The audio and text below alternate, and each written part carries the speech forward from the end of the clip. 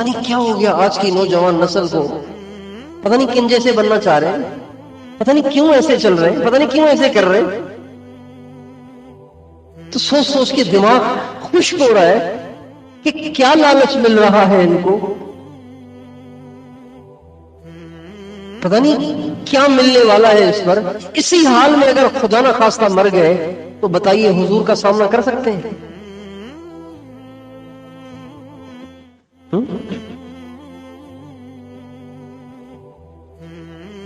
ایک سچا واقعہ سناتا ہوں، سچا، اگر آپ ناراض نہ ہو تو. ناراض تو نہیں ہوں گے؟ دیکھیں میں آپ سے نہیں کہوں گا تو آپ کو کون کہے گا پھر؟ اس لیے اگر میری بات کڑوی بھی لگ رہی ہے تو اسے سنیں، شاید اللہ پاک دل پہ اثر ڈال دے اور شاید اللہ تعالیٰ صحیح چلنے کی توفیق دے دے. ہمارے ایک بزرگ گزرے حضرت مولانا محمد احمد صاحب، ابھی انتقال ہوا ان کا قریب ہی. میں نے خود ان سے اپنے ان کانوں سے سنا. وہ فرمانے لگے ایک دفعہ میں نبی کریم صلی اللہ علیہ وسلم کے روضہ اقدس پہ حاضر ہوا سلام پڑھنے کے لیے مدینہ منورہ میں. تو کہنے لگے کہ میں نے دیکھا کہ ایک وہاں بہت بڑے اللہ والے بیٹھے تھے اور زاروں قطار رو رہے تھے. تو مولانا فرماتے ہیں میں ان کے پاس جا کے بیٹھ گیا. میں نے کہا آپ کیوں رو رہے ہیں؟ چونکہ اللہ والے کو جانتا ہے نا کہ یہ کس درجے کا آدمی ہے. تو کہا آپ کیوں رو رہے ہیں؟ تو انہوں نے بات کو گھما لیا، یعنی بات کو چھپا لیا. تو میں نے کہا نہیں، میں کوئی جاہل نہیں ہوں، میں سمجھ رہا ہوں. آپ وجہ بتائیں، اس کو واضح کریں. میرا نام محمد احمد ہے. اپنا تعارف کرایا. آپ بات واضح کریں، آپ کیوں رو رہے ہیں؟ تو کہتے اس نے کہا بات یہ ہے کہ آپ دیکھ رہے ہیں کتنا بڑا مجمع آ رہا ہے سلام پڑھنے کے لیے، کتنا لاکھوں کا مجمع سلام پڑھنے آ رہا ہے، اور میں اللہ نے مجھے ان آنکھوں سے پردے ہٹا رکھے ہیں، میں حضور کو دیکھ رہا ہوں. دنیا میں ایسے اللہ والے بھی ہوتے ہیں اور ایسے اللہ والے ہیں کہ جب وہ کھڑے ہوتے ہیں اللہ ان کی نگاہوں سے پردے ہٹا دیتا ہے. کہتے ہیں کہ میں دیکھ رہا ہوں کہ یہ جتنا مجمع آ رہا ہے نا سلام پڑھنے کے لیے، ان میں سے جس کے چہرے پہ داڑھی نہیں ہے اور وہ سلام پڑھتا ہے، حضور اس سے چہرہ پھیر لیتے تھے. اس پر میں رو رہا ہوں کہ ہائے کن مشکلوں سے انہوں نے پاسپورٹ بنوائے، کہاں سے پیسے اکٹھے کر کے ان بیچاروں نے ویزے لگوائے، ہوٹلوں کے خرچے اٹھائے، کھانے کے خرچے اٹھائے، پتہ نہیں کن ارمانوں کو قربان کر کے یہ بیچارے عمرے پہ آتے ہوں گے، حج پہ آتے ہوں گے. بہت سے عاشق تو پراپرٹیاں بیچ کے چلے جاتے ہیں حج کرنے کے لیے، عمرہ کرنے کے لیے. یہ بیچارے ان مشقتوں کے ساتھ آ رہے ہیں اور ادھر تو معاملہ کچھ اور ہے، ان کو پتہ ہی نہیں اس بات کا.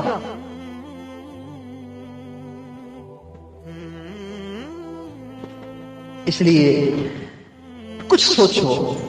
میں نہیں کہہ رہا کہ آپ آج ہی مولوی بن جاؤ، کچھ سوچو تو صحیح کہ آپ کو کیا کرنا چاہیے. ناراض نہ ہونا، نہ آنا چھوڑنا، آتے رہنا، لیکن اس کو سوچو بھی ضرور کہ ہمیں کیا کرنا چاہیے. ایک دفعہ مدینہ منورہ میں ہم سلام پڑھ رہے تھے، عشاء کی نماز کے بعد آپ علیہ السلام کے روزے پہ سلام پڑھ کے، آخر میں سلام پڑھ کے ہم روزانہ پھر ہوٹل جاتے تھے.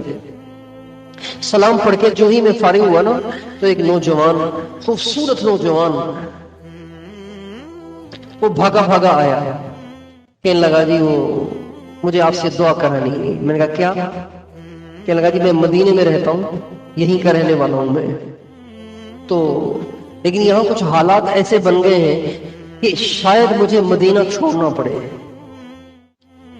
مگر میں مدینہ چھوڑنا نہیں چاہتا، تو میں بہت پریشان ہوں.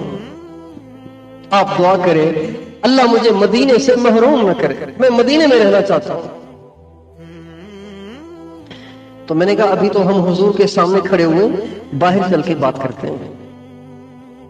تو ہم باب فہد سے باہر نکلے.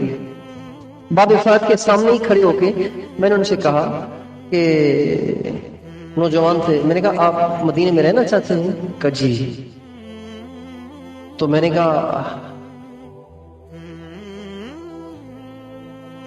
اگر آپ حضور کو اذیت دے رہے ہو، حضور کو دکھ پہنچا رہے ہو، حضور کو تکلیف دے رہے ہو، تو پھر آپ کیسے اس بات کی امید کرتے ہیں کہ حضور آپ کو اپنے پڑوس میں رکھیں؟ کہ وہ کیسے؟ میں نے کہا آپ حضور سے محبت کرتے ہیں نا، حضور سے محبت کی وجہ سے مدینے میں رہنا چاہتے ہیں اور مدینے کو نہیں چھوڑنا چاہتے۔ کہا بالکل۔ میں نے کہا اگر آپ کو حضور سے سچی محبت ہے تو آپ شکل بھی تو حضور والی بناؤ یار۔ آپ نے تو حضور کے دشمنوں والی شکل بنائی ہوئی ہے، آپ چاہتے ہیں کہ میں مدینے میں رہوں۔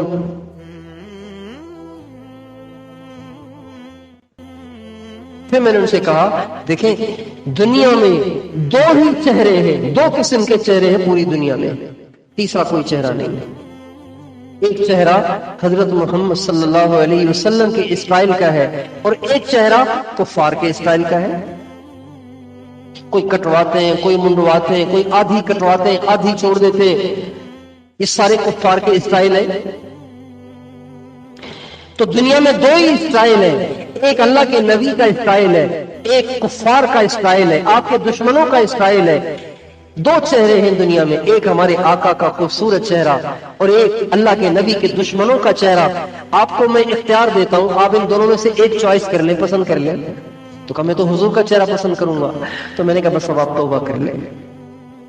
کہا جی میرا وعدہ ہو گیا، آج کے بعد داڑھی کو کچھ نہیں کہوں گا۔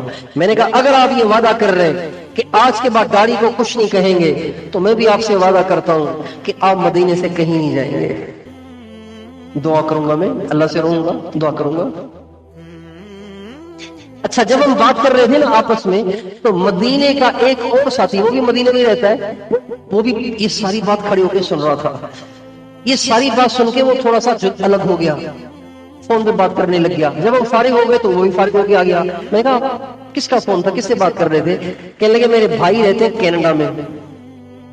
تو میں ان کو بہت عرصے سے کہہ رہا ہوں کہ بھائی آپ داڑھی رکھو، مگر وہ تیار نہیں ہوتا۔ آج جو آپ نے مثال دی نا تو میں نے فوراً اس کو فون ملا۔ میں نے کہا بھائی میں مسجد نبوی کے صحن میں کھڑا ہوا ہوں، ایک بات آپ سے کرنا چاہتا ہوں۔ کہا کیا؟ کہ دنیا میں دو ہی چہرے ہیں، ایک حضرت محمد صلی اللہ علیہ وسلم کا چہرہ ہے، ایک ان کے دشمنوں کا چہرہ ہے، بتائیں آپ کو کون سا چہرہ پسند ہے؟ اس نے کہا جی بھائی میں بات سمجھ گیا، آج کے بعد داڑھی کو کچھ نہیں کہوں گا۔ یہ بات ہے 2012 کی۔ 2018 میں ان میں سے وہ جس نے اپنے بھائی سے کینیڈا میں بات کی نا، اس سے ملاقات ہوئی، تو مسجد نبوی میں بیٹھے ہوئے تھے تو ایسی بات کر رہی تھی، تو مجھے پرانی بات یاد آ گئی۔ میں نے کہا وہ جو نوجوان اسلام آباد کا جو مدینے میں رہنا چاہتا تھا اور میں نے اس سے بات کی تھی، اس کا کیا ہوا؟ کہا ماشاءاللہ وہ مدینے میں رہتا ہے، اتنی بڑی اس کی داڑھی ہے۔ میں نے کہا آپ کے بھائی کا کیا ہوا؟ کہا ماشاءاللہ اس نے بھی اس کے بعد داڑھی کو کچھ نہیں کہا، اتنی بڑی اللہ کا شکر ہے اس کی داڑھی ہے۔ تو آپ بھی نیت کر لو، انشاءاللہ ہم نے اب اپنی زندگی کو اپنے نبی کے طریقے پہ لانا ہے، نہ اللہ کا حکم توڑنا ہے نہ اللہ کے نبی کا حکم توڑنا ہے۔ ساری دنیا قربان کر دیں گے، اللہ اور اس کے نبی کے حکم کو نہیں توڑیں گے۔ تیار ہے انشاءاللہ؟